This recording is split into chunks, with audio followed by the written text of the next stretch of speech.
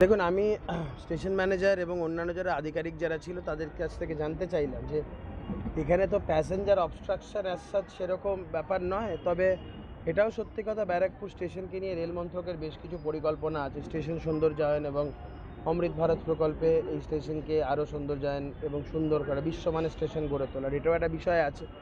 তো তাদের সাথে আমি যা প্রয়োজনীয় কথাবার্তা সেগুলো তো বললাম, তাদের তরফ থেকেও তাদের কনস্ট্রেন্টগুলো বোঝার চেষ্টা করলাম। আমি ইতিমধ্যেই বিআরএমের সাথে এক দুবার কথা বলেছি আমার তরফ থেকে যতটা চেষ্টা করা। দেখুন, এখন কেন্দ্রীয় সরকারের যে রেল মন্ত্রক তাদের একটা নির্দিষ্ট চিন্তাভাবনা আছে স্টেশনকে নিয়ে, এবং প্যাসেঞ্জার সেফটি, প্যাসেঞ্জারদের কনস্ট্রেন্ট, এগুলো সব জায়গাটা দেখার ব্যাপার আছে। সাথে সাথে এই সমস্ত লোকজনগুলো যারা দিনের পর দিন ব্যবসা করছেন তাদের যে রুটি রুজির ব্যাপারটা আছে, এটাও আমাদের মাথায় রাখতে হবে। এই পুনর্বাসন নিয়ে আমি এখন মূলত এই পুনর্বাসন বিষয়টা নিয়ে খুবই চিন্তিত।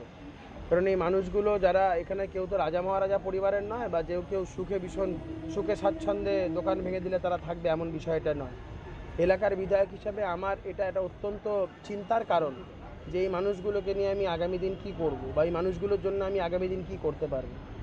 আমি চিন্তা ভাবনা যতটা করা যায়, আমি দরকার পড়লে আমাদের যারা প্রশাসনিক আধিকারিক আছে যেই এক্সটেন্ট অবধি যাওয়ার চেষ্টা করব, যতটা অবধি পারবো আমার ব্যক্তিগতভাবে, আমার দলগতভাবে যে পর্যায়ে যাওয়ার সেই পর্যায়ে যাব। এনাদের সাথে আমি আছি, মানে এটা শুধু বলার জন্য নয়, প্রতিটা মুহূর্তে এনাদের সাথে আছি। আমি নিজেও খুব একটা শান্তিতে নেই যবে থেকে এই নোটিশটা আমি দেখেছি। আমি রাজ্যের মাননীয় মুখ্যমন্ত্রীকেও এই বিষয়ে জানিয়েছি, এবং আমি খুব মানসিক শান্তিতে নেই এই বিষয়টা দেখার পর। দেখা যাক কতটা কী করতে পারি।